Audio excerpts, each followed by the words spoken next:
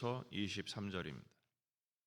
요한복음 5장 21절에서 23절 말씀 함께 읽겠습니다.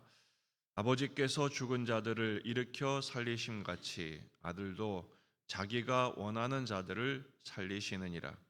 아버지께서 아무도 심판하지 아니하시고 심판을 다 아들에게 맡기셨으니 이는 모든 사람으로 아버지를 공경하는 것 같이 아들을 공경하게 하려 하심이라. 아들을 공경하지 아니하는 자는 그를 보내신 아버지도 공경하지 아니하느니라. 아멘. 본문에 계시된 주님은 어떤 분이십니까? 생명을 주시는 생명의 주인이시요 심판하시는 심판의 주인이십니다. 38년 된 병자를 고치신 후에 이 세 번째 표적 이후에 계속해서 예수님이 누구신지를 설명해 보이고 있습니다. 아버지께서 아드님을 사랑하셔서 아드님에게 모든 것을 보이시고 모든 것을 맡기셨기 때문에 더 큰 일을 보이실 거라고 말씀하셨습니다. 그 더 큰 일이 뭐냐? 바로 구원과 심판이죠. 첫 번째, 생명의 주인이십니다. 우리를 구원하시죠. 21절, 아버지께서 죽은 자들을 일으켜 살리심 같이 아들도 자기가 원하는 자들을 살리시느니라. 허물과 죄로 죽었던 시체 같은 우리들을 아버지께서 살리십니다. 왜냐하면 아버지는 창조주시요 생명을 주시는 유일한 권한을 갖고 계시기 때문에 그렇죠. 그런데 그 창조주의 능력을 아드님도 갖고 계시다라는 것입니다. 자기가 원하는 자들을, 절대적인 주권이죠.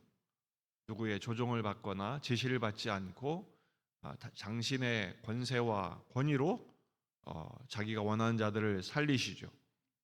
이 권세를 어디에 쓰십니까? 세상을 이처럼 사랑하사 자기가 원하는 자들을 사랑하셔서 살리시는 일에 쓰시는 것이 참으로 놀랍습니다.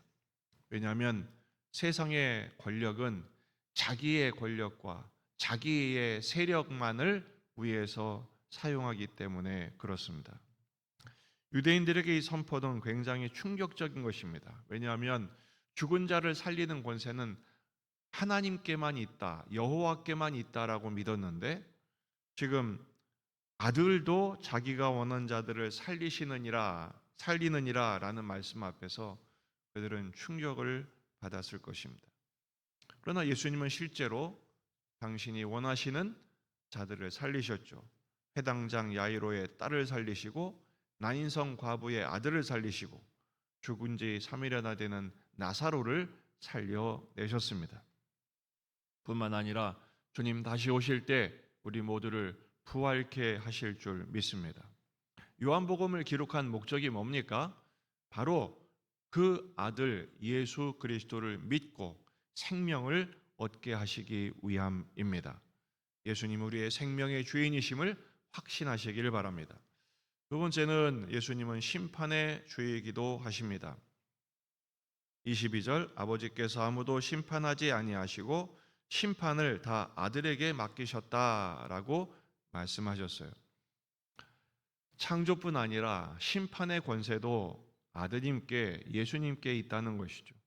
세상의 모든 역사와 심판의 기준은 예수님이십니다. 마치 양과 염소를 가름같이 예수님께서 이 모든 심판을 하신다는 거예요. 마태복음 28장 18절, 예수께서 나와 말씀하여 이르시되 하늘과 땅의 모든 권세를 내게 주셨다 이렇게 말씀하셨습니다.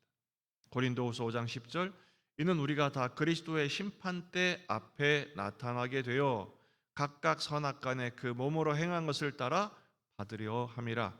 그리스도의 심판대 앞에 서게 된다는 것입니다. 요한복음 5장 30절 말씀에서는 내가 아무것도 스스로 할 수 없다 말씀하세요. 오직 듣는 대로 심판하노니 나는 나의 뜻대로 하려 하지 않고 나를 보내신 이의 뜻대로 하려 함으로 내 심판은 의로우니라. 예수님의 심판, 아드님의 심판은 당신의 뜻대로가 아니라 아버지의 뜻대로 하시기 때문에 그 심판은 정의롭다라고 말씀하시는 거예요. 예수님은 심판조차 순종하셨습니다. 그 목적이 무엇입니까? 23절, 이는 모든 사람으로 아버지를 공경하는 것 같이 아들을 공경하게 하려 하심이라. 아들을 공경하지 아니하는 자는 그를 보내신 아버지도 공경하지 아니하느니라. 23절에서 가장 중요한 단어가 공경입니다. 공경은 가격을 정하다, 존경하다 이런 뜻이에요. 가장 높은 곳에 두고 그 하나님을 공경하게 하는 것입니다. 성부 하나님을 공경하고 성자 예수님을 공경하는 것입니다. 다섯 번째 계명, 내 부모를 공경하라 라는 단어와 같은 뜻입니다. 공경한다는 것은 사랑으로 순종할 때 증명이 됩니다. 공경한다고 말해놓고 말도 듣지 않고 지멋대로 하면 그건 공경하는 것이 아니죠. 참 공경은 뭡니까? 그 부모님의 말씀을 듣는 거예요. 성부 하나님의 말씀을 듣고 성자 예수님의 말씀을 듣고 그 말씀대로 순종하는 것이죠. 강제로 굴종하게 하지 않으셨습니다. 자발적으로 순종하게 하세요. 하지만 공경하지 않고 거부하는 사람들은 그 인생이 비극으로 끝나게 될 것입니다. 요한복음 3장 36절, 아들을 믿는 자에게는 영생이 있고 아들에게 순종하지 아니하는 자는 영생을 보지 못하고 도리어 하나님의 진노가 그 위에 머물러 있느니라. 참으로 공경한다는 것은 아들에게 순종하는 것입니다. 그 순종하는 자가 믿는 자고 믿는 자가 영생을 얻는다고 말씀하십니다. 하지만 공경하지 않고 불순종하고 자기 멋대로 살고 고집을 부린다면 믿는 것이 아니기 때문에 영생을 보지 못하고 하나님의 진노, 심판의 대상이 된다라는 말씀이죠. 오늘 말씀 앞에서 우리는 스스로에게 질문해야 합니다. 나는 죽음과 생명의 주인이시요 부활과 심판의 주인이신 예수님을 과연 믿는가? 그 예수님을 공경하는가?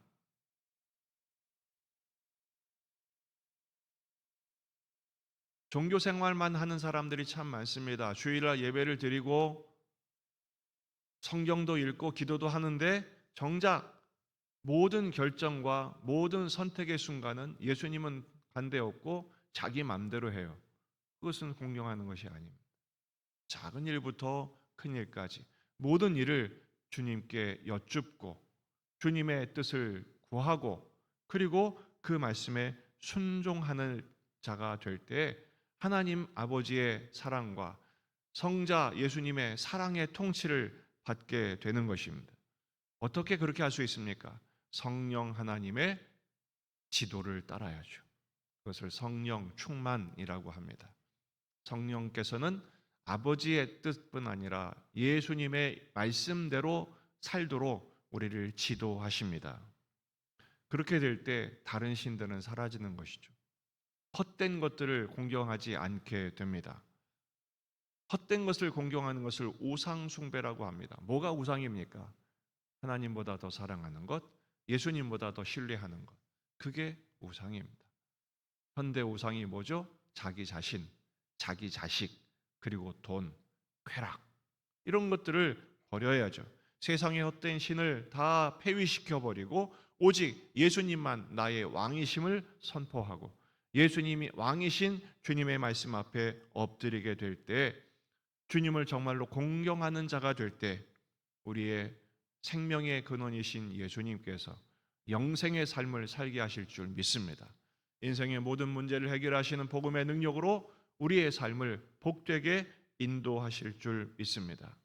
그 주님을 온전히 신뢰하고 의존하며 주님의 다스림을 받는 하나님 나라의 삶을 사는 저와 여러분이 되시기를 주의 이름으로 축원합니다.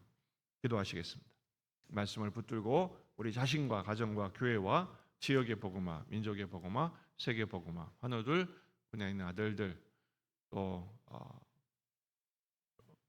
취업과 입시 그리고 결혼과 출산, 우리 자녀들, 여러분 가져온 기도 제목들 가지고 간절히 기도하시다가 돌아가시겠습니다. 참